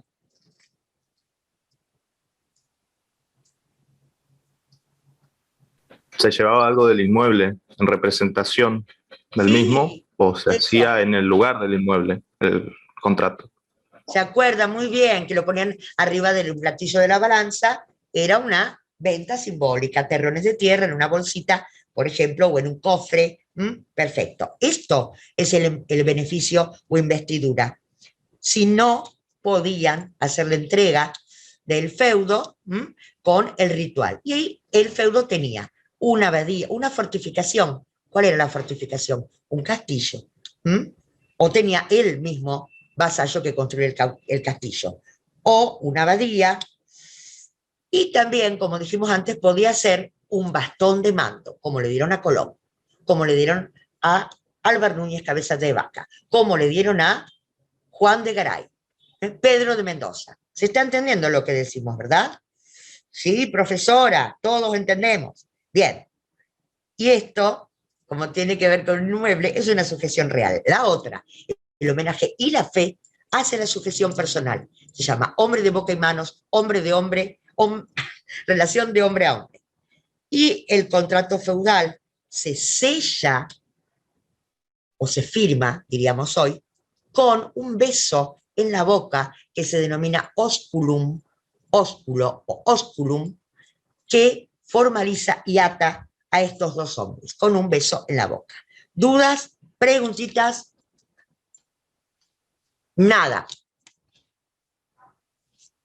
Seguimos con lo próximo, ley. ¿Qué viene? Después de la pirámide. Dijo Agostina el cuarto que no le quedó claro. El ósculum, Agostina Farías. ¿Eh? Es que está El- silenciado. Sí, profe, porque se me cortó el wifi y no Bueno. lo entendí. No hay problema. Contrato vasallático, ceremonial, ritual, oral. No se formaliza por escrito, sino por gestos ceremoniales. Primer fase, homenaje. Segunda fase, fe, juramento de fe y fidelidad al Señor. Voy rápido, ¿eh? Tercero, beneficio o investidura, entrega real, entrega de un inmueble o un símbolo que lo represente. Último paso, sellar el contrato o firmar mediante un beso en la boca de los dos señores, el señor y el vasallo, que se llama ósculum u ósculo. ¿Lo anotaste, Agos? Sí, listo. ¿Qué más? Vamos al siguiente cuadro. ¿Ley? Ya estamos 7 minutos fuera del horario. Vamos a seguir, ya falta poquito. Ahí está. Bueno, se entendió el aspecto social, con dos órdenes, testamentos, dos tipos de vasallaje diferentes. ¿Sí? Ahora, vamos a hablar, este cuadro, vínculos de dependencia, es lo mismo. Fíjense, el vasallaje propiamente dicho, sujeción personal por un lado, que se realiza mediante el homenaje y la fe. Y quienes están dentro de estamentos superiores, lo que dijimos, nobleza, clero, velatores, oradores. Ahora, bajamos ley. ¿Bajamos? Viste, acá está. ¿Qué? El La- contrato.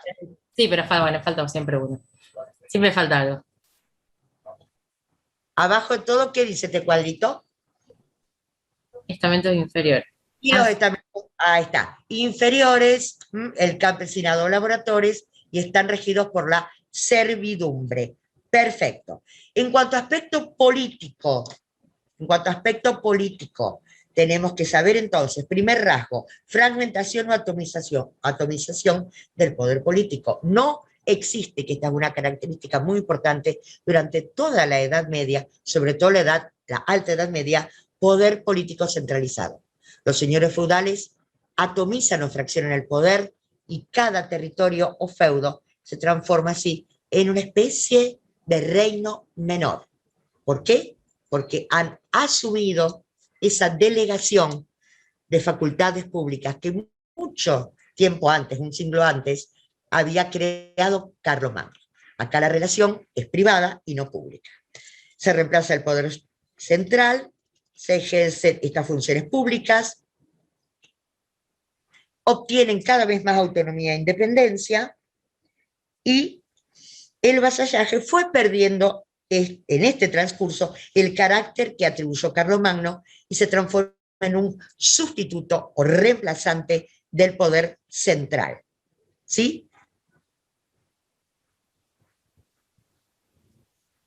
¿Estamos bien? La Iglesia, durante todo este periodo, es importante su rol como contención espiritual y unidad espiritual, y además, tal como lo dice, que me encanta como lo plantea Perry Anderson, es el conducto o es, digamos, la institución que va a perdurar durante toda la Edad Media y va a traspasar o a conservar el patrimonio cultural del mundo romano, gracias al cual nosotros lo tenemos en la actualidad. De lo contrario, nunca hubiéramos sido herederos del derecho romano helénico como familia continental, del derecho romano como familia continental. ¿Se entiende?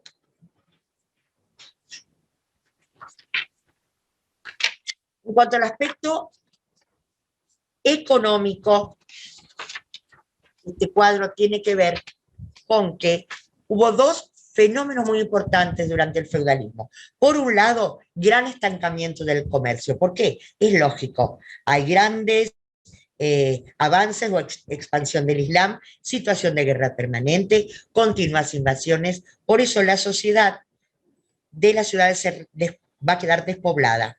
Un decaimiento del comercio y de la moneda. Es imposible. Todas las rutas del Mediterráneo, ¿se acuerdan que durante la antigüedad y durante los primeros años de la temprana media siguen conservándose las relaciones comerciales? Acá se pierden porque el Islam está, ustedes se ubican donde está el Islam, ¿no? Gran parte del Mediterráneo está abarcando. Por eso Colón, ¿qué hizo?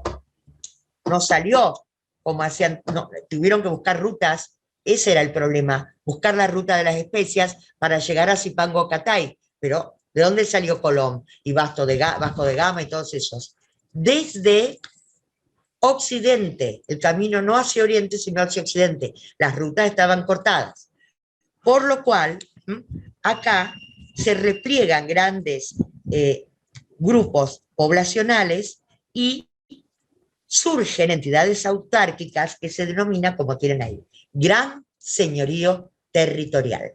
El Gran Señorío Territorial son regiones vastas, enteras, que tienen, como dijimos, como base económica la producción agrícola. Acá vamos a ver que sobre esta gran extensión existe una tierra dominicata, ahí está el punto A, que es el dominio o reserva del señor. Se reservan las tierras más fértiles, las praderas, los bosques para la leña, los arroyos, el curso de los ríos. Para pasar o utilizar eso tienen que pagar peaje al señor feudal superior. Todos, los campesinos y los señores feudales intermedios. Entonces, existe este tipo de tierra, reserva del señor, y otro tipo de tierra que se llama tierra beneficiata. ¿Lo ven ahí en el cuadro? Esta tierra beneficiata constituye lo que en Francia se llamaba tenure o mansos, por ejemplo, en la zona de lo que hoy es España. Los mansos eran, o tenures, tierra beneficiata, sale de una porción que no es la misma que la reserva del señor, y en base a la cual los grandes señores feudales otorgan beneficios. Por eso se llama así esta tierra, y los beneficios son el feudo. Podían ser de dos orígenes, serviles o ingenuos. Serviles, ¿por qué? Porque provienen sus miembros o sus integrantes de esclavos liberados por sus amos, a los que le han cedido alguna extensión de tierra o parcela, o tierras de propietarios y pequeños campesinos libres. Ambos, cuando hablamos de mansos o tenures, que hablamos de tierra beneficiata, están sujetos a esa relación personal con el señorío territorial. Otro tipo de tierras son los alodios. ¿Qué son los alodios? Son tierras, como dijimos, tienen un origen más antiguo que estos que estamos nombrando. Son tierras de pequeños y medianos propietarios libres, ¿sí? Que surgen en la época de Carlomagno, cuando contamos en el mapa que él le va cediendo territorios a los condes, sobre todo, para que organicen hueste, para que tengan facultades judiciales, militares y políticas. Y ellos, a su vez, ceden tierras para explotarlas a los campesinos. Estos territorios, poco a poco, ya sea por el abuso de la fuerza, por la apropiación, por la invasión o por voluntariedad mediante contratos, van a ser absorbidos por el gran señorío territorial. ¿Dudas? ¿Bajamos ley? Vamos al otro cuadro. ¿Qué sigue? Ahí va. El tema de la propiedad, en realidad, tenemos que tener en cuenta que durante todo este momento, sobre todo en la propiedad feudal, no existe, no tiene sentido, no tiene significado un derecho de propiedad privada y absoluto como conocemos en la actualidad y que proviene del derecho romano-helénico del último periodo. ¿Por qué? Porque para existir esto tiene que haber un propietario exclusivo que pueda venderla, que pueda permutarla, que pueda alquilarla, que pueda dejarla en herencia. Existe en este momento lo que se llama derecho de seisin, que así se llama en el mundo de los francos, que es lo que analiza Marbloch. ¿Leyeron algo de Marbloch? No, ¿verdad? Y no es otra cosa que el derecho de posesión o derecho de tenencia. Todos dentro de esta pirámide, estamentos inferiores y estamentos superiores, se consideran poseedores. ¿Por qué? Los campesinos viven ahí de generación en generación. Allí nacieron sus hijos y nacerán sus nietos y bisnietos. Allí nacieron sus ancestros. Allí trabajaron y aprendieron a cultivar la tierra y obtener frutos de la tierra también de la explotación ganadera. ¿Sí? Es una propiedad no exclusiva, una propiedad muy especial, que en realidad es una posesión o propiedad coparticipada. Es una participación jurídica o tenencia compartida.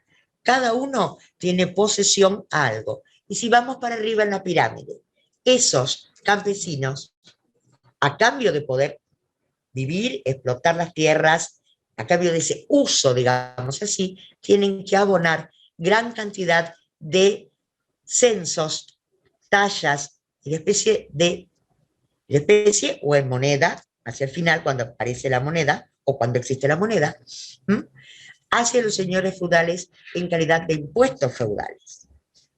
Por eso también participan de las rentas los varones, condes, duques, marqueses, príncipes, reyes feudales.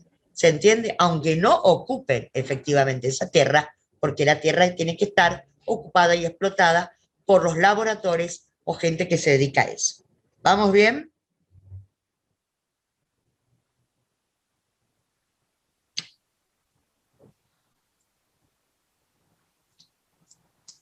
Y ahora, derechos y obligaciones en este cuadro y en el siguiente de siervos y vasallos. Es todo lo que venimos contando. El señor superior tiene obligaciones de brindar, sobre todo, fidelidad a sus vasallos y a la vida de sus vasallos y su familia. Protección, ¿en qué casos? Como dijimos, en casos de peligro o de ataque, también acompañarlo o asistirlo en juicios o con sus consejos. ¿Bajamos ley? Por favor. Los vasallos, ¿qué derechos tienen? Lo mismo. ¿Qué deberes? Fundamental, deber de fidelidad. Recordemos que el contrato vasallático lo que le juramenta, juramento de fidelidad. ¿Qué quiere decir? No atentar contra el Señor, no realizar acciones que lo perjudiquen y básicamente acudir con sus huestes cuando el señor rey o el príncipe o el papa los convoca a una cruzada o a una guerra. ¿Estamos? La violación de este deber fundamental de fidelidad se denomina delito de felonía. Felonía es faltar a este deber de fidelidad. Prestaciones que tienen los vasallos: ayuda militar o económica, que es la base de su función; asistir en un concilium, tribunales señoriales; realizar tareas cortesanas, como por ejemplo llevar mensajes. Estamos cansados de ver historias y películas. Por ejemplo, ahora me estoy acordando de Los Tres Mosqueteros. ¿Se acuerdan que los mosqueteros, estamos en una etapa muy posterior, ¿no? Pero todos estos resabios de algunas de estas cosas persisten. Tienen que llevar mensajes, no lo mandan a cualquier campesino, sino a los vasallos leales. ¿Sí? ¿Bajamos ley? No, después viene el siguiente. Y prestarle auxilio económico. Sí, señor. Ayuda económica. Sí, brindarle auxilio económico. Muchas veces cuando reciben, por ejemplo, invitados a otros nobles, hacen falta, por ejemplo, brazos para cubrir el servicio doméstico, o ayuda económica para los grandes banquetes, etc. Sí, porque, a ver, acá, ser un señor superior para Antonello y para todos no significa ser muy rico, sino que había lazos que cumplir, lazos significativos con el vasallaje. ¿Qué dijiste, Ley, que no te escuché nada? ¿No te oí? Ah, que ¿Ley? no hay más, es el siguiente cuadro. Dale.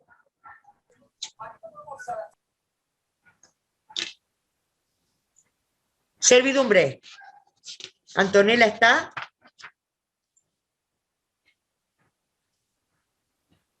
La servidumbre era la relación, recordemos que dijimos recién, que ataba a los estamentos superiores con los inferiores. El estamento superior, el tipo de vasallaje se llama servidumbre o señorío. ¿Qué derechos tienen? Vida. No pueden castigarlos o someter su vida como hacían los amos con los esclavos. Usufructo de las tierras beneficiatas o tenures, ocupación de las tierras beneficiatas, tanto los campesinos como su descendencia, tenían algo que los detractores de la Edad Media no tienen en cuenta. Me acuerdo cuando Juliana, la clase pasada, nos dijo, ¿por qué llama Edad Media? Y hablamos de que se considera una edad oscura, porque en general no hay documentos escritos, porque no impera la razón, sino la religión, pero los señores feudales, cuando se necesitaba proteger, abrían las puertas. ¿Se acuerdan? El puente levadizo. ¿Para qué es el puente levadizo? Para que vayan a refugiarse dentro cuando llega algún otro ataque de otros señores feudales o de otras tribus o grupos invasores germanos o bárbaros, se vayan a refugiar ahí. Y los vasallos del rey vienen en defensa de los otros reinos. Las torres de los castillos, fíjense que tienen forma de almenas, se defiende desde ahí. También tienen como derecho, en casos de malas cosechas, donde no pueden obtener subsistencia, abastecerse con los almacenes del castillo. Pero las cargas del campesinado u obligaciones del campesinado son muy duras. Por un lado tenemos lo que decíamos recién, impuestos feudales, censos en general se llaman, y se pagan, dijimos que no había moneda, entonces se pagan en una renta rústica o en especie. ¿Qué es una renta rústica? Se pagan con ganado, con aves de corral, con grano, ¿sí? Ayuda o tallas es un impuesto extraordinario, a diferencia del anterior, que es en periodos determinados y establecidos. La ayuda o talla es, por ejemplo, en muchos casos surgen como un regalo o una atención que quieren tener los señores vasallos con el señor rey, y con el tiempo se transforman en obligatorias. Las tasas o servicios, o tasas y servicios, son préstamos de otro carácter, no son entrega de cosas, sino de hacer cosas. Por eso acá la renta no es renta rústica, sino renta trabajo. ¿Qué quiere decir? Los campesinos estaban obligados un día al menos, a ir a trabajar en la reserva del señor gratuitamente. ¿Haciendo qué? las mujeres como nodrizas o para amamantar a los hijos de los nobles. Ustedes sabrán que los nobles, los príncipes, etcétera, en general, las madres no amamantaban los hijos, sino que eran nodrizas o amas de leche. ¿Sí? ¿Qué más? Los hombres a trabajar en la reserva del Señor. Había que reparar los muros, las almenas que se habían caído por los ataques de otros pueblos, había que reparar los fosos, había que hacer limpieza, cuando recibe huéspedes. La vida en esta sociedad feudal, por ejemplo, cuando organizaban partidas de caza, ¿quiénes tenían que estar? Alguien tenía que alimentar y cuidar la jauría. Y cuando iban a la guerra, como soldados a pie, quiere decir sin armas, ¿verdad? Como escuderos en la guerra o aguateros. Estos son los servicios personales. Por otro lado, otro tipo de impuestos al que estaban obligados, que eran muchos, se llamaban derechos de bande, banalités, en el mundo francés llaman banalités, y simplemente lo podemos traducir como monopolios. Contamos recién, el señor se reserva el monopolio del uso, por ejemplo, de los bosques, todos necesitaban leña, de los puentes para pasar de un lugar a otro, para el cual tenían que pagar peajes. Se reserva la venta del vino y de la cerveza, era un derecho exclusivo del señor.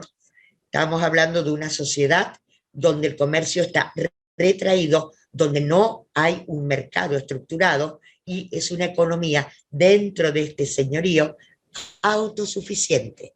Vale decir que toda la producción de muebles, de ropas, de vestuario, de armas, se hace dentro de los ámbitos del señorío. Lo que no existe se puede organizar con otros señoríos a través del trueque, pero no existe comercio, economía autosuficiente. Entonces, estos monopolios implican que el horno para cocer el pan, la prensa o el molino para transformar la harina, el trigo en harina, perdón, el toro para las reproducciones pertenecen al señor feudal y son los campesinos los que para subsistir tienen que pagar lo que se llama un derecho de ban o monopolio. ¿Se entendió? Por último, ¿es el último o no? ¿Sí o no? No. Queda un cuadro más. Ya sé. El diezmo eclesiástico. ¿Saben lo que es el diezmo eclesiástico? Por ahí, esto subsiste en algunas regiones en la actualidad. ¿Qué es el diezmo? Es El la 10% del valor. Dale, Anto, a ver, ¿el qué? Es el 10% del valor de ciertas mercaderías. O de un Bien. sueldo. En este caso, o del sueldo, perfecto. En este caso estamos hablando de que es el 10% de la producción de cada campesino. ¿A quién se lo tiene que pagar? A la iglesia. ¿Por qué? Porque allá a lo lejos se hace tiempo, Pipino el Breve, ¿se acuerdan que dijimos que era el padre de Carlomagno? Había restablecido la paz y recuperado el territorio del papado y creado el Estado Vaticano. Y en compensación o retribución, el papado le otorga tierras. Esas tierras son en calidad de beneficio. ¿Para qué? Para que la distribuyera entre sus leales. Pero en recompensa, por siglos y siglos, ese diezmo, ese 10% de la producción, hay que seguir pagándole a la iglesia. ¿Está? Otra cosita que también había que pagar a la iglesia, llamaban primicias, que acá no sé por qué están. ¿Qué eran las primicias? Primicias quiere decir primeros frutos. Los primeros frutos de la cosecha, los primeros frutos de la ganadería, tienen que ser entregados a la iglesia. ¿Está? Siguiente cuadro, ley. Sí. Ahora sí, está seguro acá que tenemos esto, Alta Edad Media. Bien, en la Alta Edad Media, como dijimos, el derecho escrito paulatinamente desaparece porque nadie lo entiende y cesa el vigor de lo que perduró durante algún tiempo, que era el derecho romano y las ordenanzas carolingias. Y vamos a ver aparecer dos sistemas jurídicos. Por un lado, o dos sistemas, por ejemplo, a la hora de los procesos judiciales. Uno, derecho usual, también llamado derecho profano. El otro es el derecho canónico, surgido del marco de la Iglesia. El derecho usual sigue conservando las características oral y consuetudinario de la justicia privada y de las prácticas mediante ordalías, Bergelt, etc., principio acusatorio, que provienen de lo que estudiamos la última clase, del derecho germánico, ¿sí? Del principio de responsabilidad objetiva, y es el que aplican los tribunales señoriales y también el tribunal regio. ¿Qué es el tribunal señorial? El señor feudal junta, reúne en asamblea como testigos a todos sus vasallos para administrar justicia. La justicia no es, como en la actualidad o como en el anterior mundo romano, impartida desde un Estado. Recuerden, no hay Estado, por lo tanto, esto que es una función pública, ¿quiénes la ejercen? Cada señor en su castillo, cada castellano en su castillo es juez supremo, de acuerdo a un derecho no escrito que tiene que ver con los usos y costumbres del lugar. Vale decir, no necesitan abogados, conocimientos jurídicos, es el imperio de las costumbres ancestrales, la regla básica del derecho. ¿Se está entendiendo? Y conservadas y transmitiendo de generación en generación y en cada señorío y en cada feudo en forma oral. ¿Sí? La resolución de las sentencias, por lo tanto, se va a basar, como decía Foucault, ya lo hemos leído, o por lo menos tenemos que haberlo leído, se va a basar en el equilibrio de fuerzas. Hay pruebas que tienen que ver con la fortaleza física, que son las ordalías, para los comunes, ¿sí?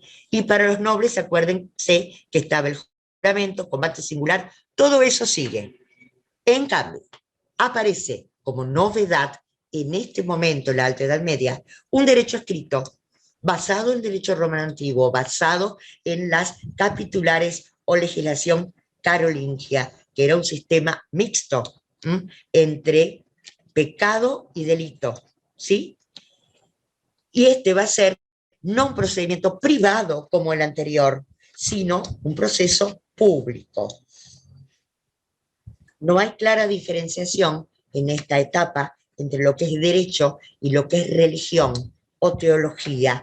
La escolástica, que la vamos a volver a nombrar en la clase del viernes, es lo que permea y hace a la cosmovisión de toda esta sociedad de la Alta Edad Media. Desde el siglo XIII, va a venir un poco más adelante, vamos a ver que el derecho escrito del mundo del derecho canónico va a adquirir otras categorías. Si bien ya antes, quiero decir, no solamente afectaba, como es en la actualidad, el derecho canónico a miembros del clero, sino que afectaba a los particulares, ¿sí? A partir del siglo XIII, el derecho canónico va a adquirir otra importancia.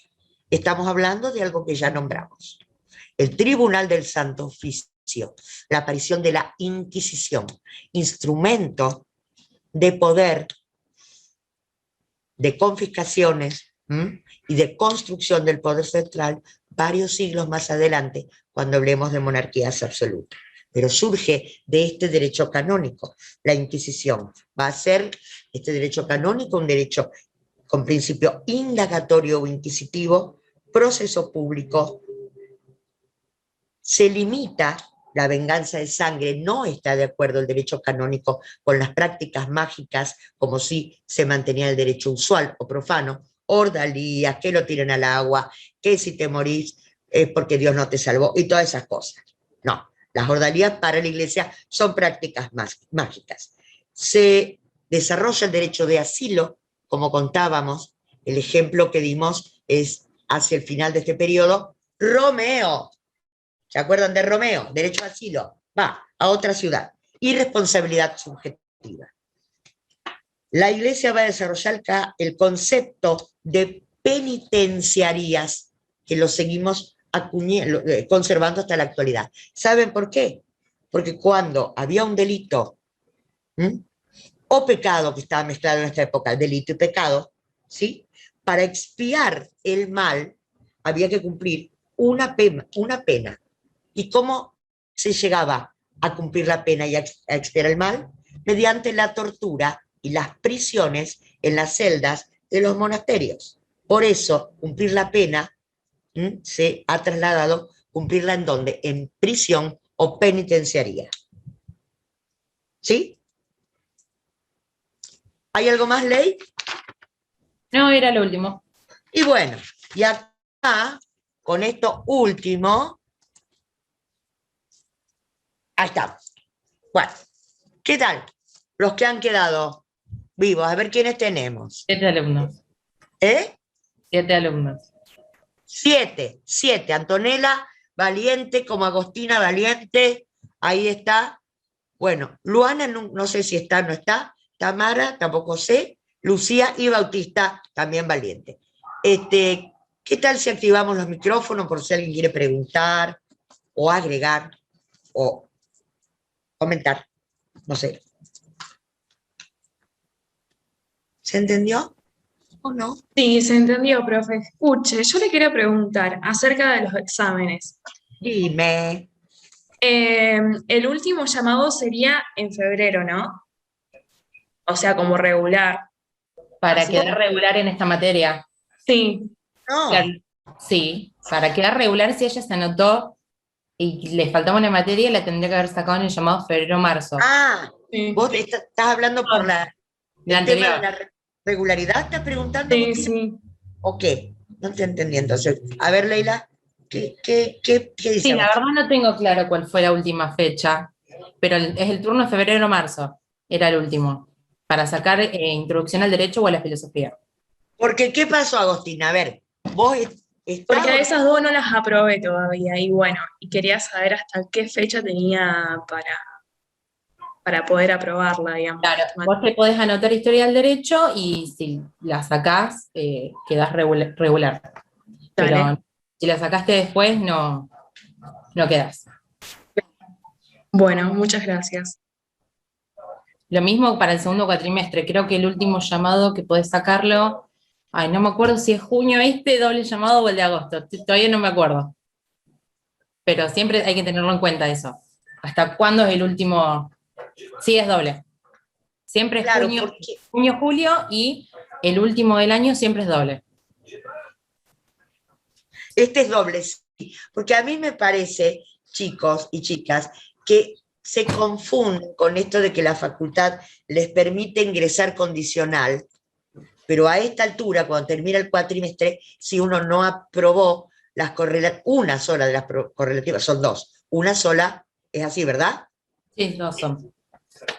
Con una sola ya no pueden quedar regular y la facultad los elimina de la lista, ¿es así? Sí, sí. Y a vos, Bautista, ¿por qué no estás en lista? ¿Vos sabés? Contá, a ver, contá qué pasó. Sí, tenía ganas de hablar de eso también, de mi caso Claro. particular, Dale. para darlo a entender y a conocer. Yo tengo esas dos materias, las dos correlativas correspondientes a esta materia, introducción al derecho y a la filosofía, las tengo en trámite de equivalencia. Es decir, ya inicié el trámite para que se me reconozca, pero veo que todavía no me las pasaron al guaraní y entonces de ahí se explica de que no saque la regularidad en esta materia. Pero bueno, cualquier cosa la tiraré libre. Claro, porque a ver, Antonella, vos estás, sí. Anton, Sí. sí. Bueno, y Agostina y Bautista no, por ese tema que estamos diciendo, ¿no? Bueno, a ver, pero yo diría, no es tan dramático, no es dramático. ¿Por qué? El mayor problema de un alumno libre, ¿cuál es? Es que está desorientado con la información, no sabe por dónde estudiar, y si sabe por dónde estudiar, no sabe cómo, porque tanta cantidad de información que están mareados, ¿verdad? me Como yo parece. cuando la quise sacar libre. Ah, que ya les contaste, creo, a los chicos Sí, vos, le había ¿o no? contado que la quise sacar libre y Claro. después me anoté con ustedes y fue otra cosa.